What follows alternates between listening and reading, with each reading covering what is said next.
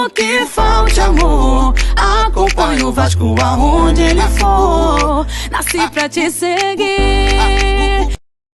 Salve, família vascaína! Sejam bem-vindos aí a mais um vídeo no canal. Eu sou o Thiago, você está no canal Vasco em Família. Se não for inscrito aqui, já dá aquela moral. Senta o dedo no like pra gente estar chegando a mais vascaínos. E não esquece também de ativar o sininho de notificação para não perder os próximos vídeos. E tá sempre por aqui dando aquela moral, deixando a sua opinião, o seu comentário. A gente tá trocando aquela ideia de vascaíno para vascaíno. Antes de começar aqui o nosso vídeo, queria agradecer a todo mundo aí que tá dando aquela moral. A família vascaína aqui que só tá aumentando. Atingimos a marca aí de 17 mil inscritos. Gratidão, muito obrigado. Me ajudem aí a divulgar o canal, chama pai, chama filho, chama avô, para aumentar aqui a nossa família e, se Deus quiser, aí, atingir a marca até dezembro aí de 20 mil inscritos. Só depende de você aí, vascaíno. Ajuda, vascaíno. Vamos que vamos, hein? O Vasco tem aí 4 decisões, família vascaína, nesse final aí de Série B, mas talvez seja a mais importante, tanto pro emocional, tanto aí pro psicológico, a próxima rodada que o Vasco enfrenta o Sport, né? Não só o fato aí de ser um adversário direto entre o quarto e o quinto colocado, mas quando você olha aí pros adversários do Vasco, porque a gente tá olhando também pro Bahia e pro Grêmio, a gente pode passar eles também, então é uma rodada muito importante. Se liga, dá na tela pra vocês, ó.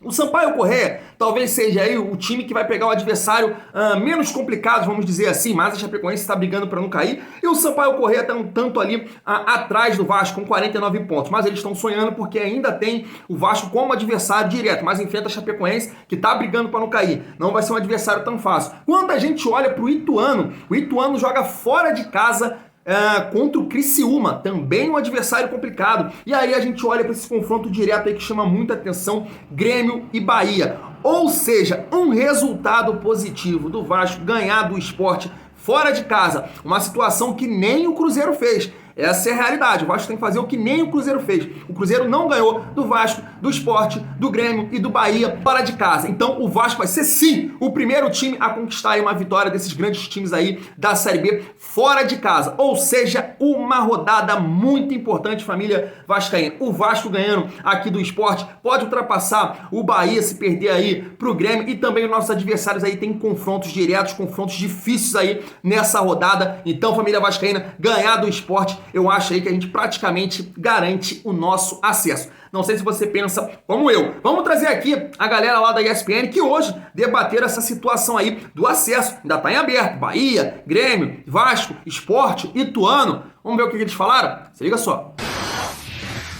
Chances de acesso. Vamos ver o que dizem então os números, segundo o Departamento de Estatísticas de Matemática da UFMG. Então, o Grêmio tem aí 96% de chances de subir, o Bahia 89%, o Vasco 65% e o Sport 28%. E aí o Ituano com 17%. São os números, né? E obviamente, a cada rodada, conforme os resultados, esses números vão também ali se ajustando. Eu não sei se o torcedor vascaíno tem essa segurança toda aí de 65 contra 28 ali. Olhando esse número aí, tá tranquilo. Até porque o Vasco tem muita dificuldade fora de casa, né? Esse é o que diziam os números. Na última rodada, mas vinha de 8 derrotas seguidas. 8 derrotas seguidas. Foi uma vitória daquelas também. Suadíssima. Alex Teixeira virando ali nos acréscimos, né? Isso. O que vocês têm visto acompanha mais ou menos o que dizem esses números? Eu acho que não é. Acho que está superdimensionado ali o percentual do Vasco. A própria situação do Bahia ali também não é tão confortável então, assim. E Grêmio. Porque a gente olha assim, o que a gente olha muito, tem olhado muito o Vasco é o quarto colocado e tem sempre alguém tentando chegar no Vasco. Só que se você olhar acima do Vasco, a distância é pequena. É isso? A distância é mínima. Então, assim, o percentual do Vasco, eu acho que está ali bombado, porque a briga dele não é só com quem vem atrás. Quem tá atrás, é verdade. É com quem está na frente também. Ele pode, na próxima rodada, passar. É verdade. Pode passar o Bahia. Se o Bahia perde pro Grêmio. E inverte, né? O Vasco vence o jogo dele, o Bahia é quem vem para baixo. Então, assim, esses times que estão ali em segundo e terceiro não estão garantidos matematicamente. Tanto que a gente viu o Renato falar ali, queria ter vencido, para na próxima rodada garantir vaga e tal. E está embolado, então não há garantia. E a chegada do Sport traz um peso muito grande para essa disputa. O Sport não é um time, com todo respeito a alguns outros que estão ali atrás, ele tem um peso de uma torcida que o empurra e que te cobra, né? A grande vantagem do time grande é isso, é a sua torcida. que, se em alguns momentos exagera em certas cobranças, mas ela exige sempre o máximo do time. E o Sport tem isso. O Bahia tem, o Grêmio tem, o Vasco tem. Então, o Ituano não tem. Então, quando você chegar, vai ser por uma estrutura, por uma organização, por uma capacidade de gestão e tal. Mas em momentos decisivos como esse, a gente viu ontem o peso que fez a torcida rubro-negra na ilha. E até o recorte de há quanto tempo esse time estava na Série A também, né? Você está falando de um esporte, né? Que está disputando aqui, que você lembra, que todo mundo fala assim, vai jogar na ilha, vai jogar na ilha. Ninguém fala assim, não, tranquilo, de boa. Não. É outra conversa Exato. também, né? Seja na ilha, seja o jogo na Arena Pernambuco também, onde eles têm lotado quando jogam lá. É um time muito forte. O Sport, ano passado, quase conseguiu fugir do rebaixamento.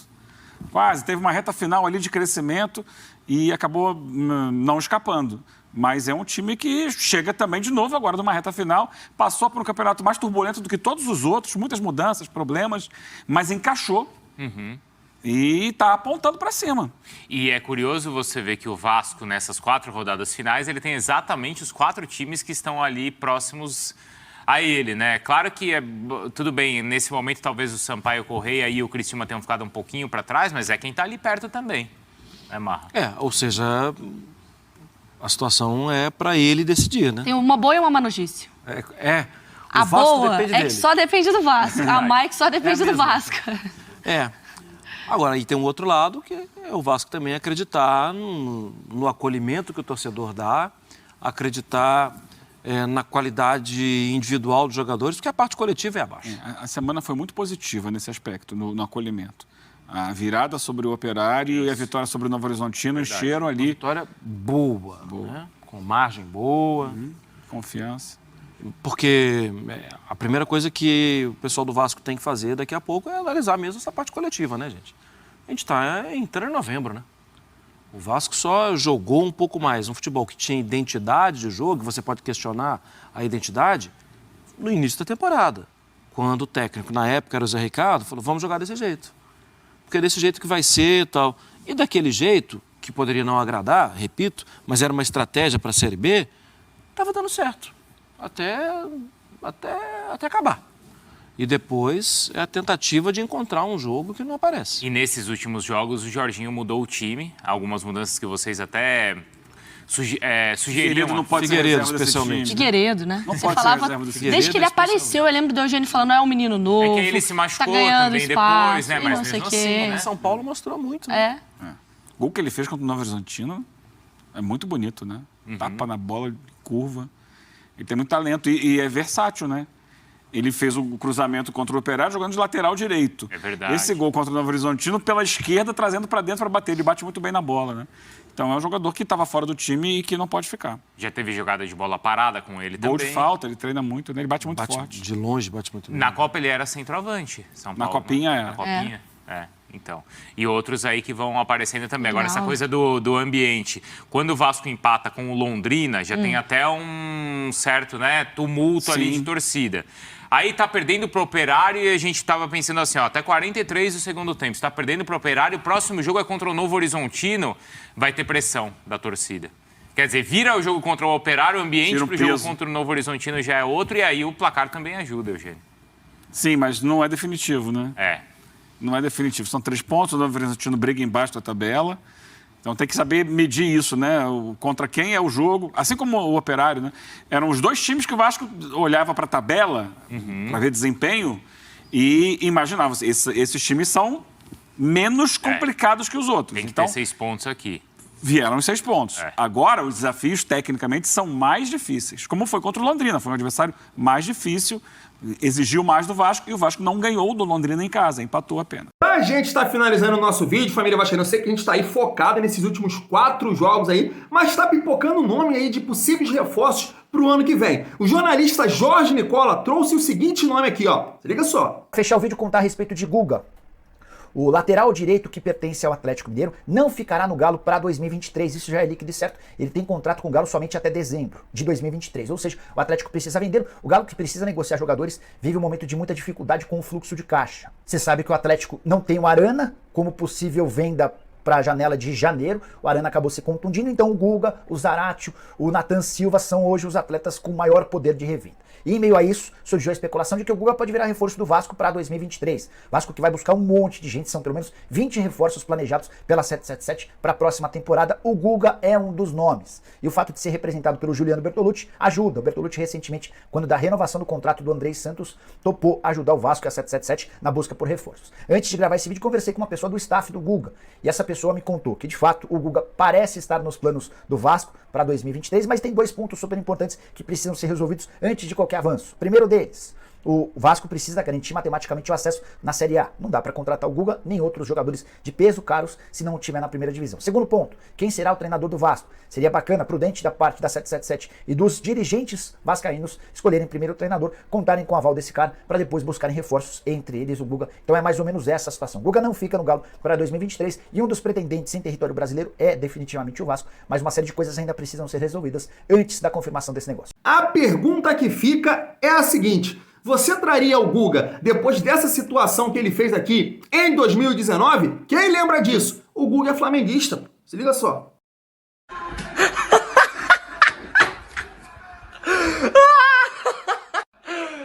Morde as costas, filha da puta! Essa porra é Flamengo, caralho!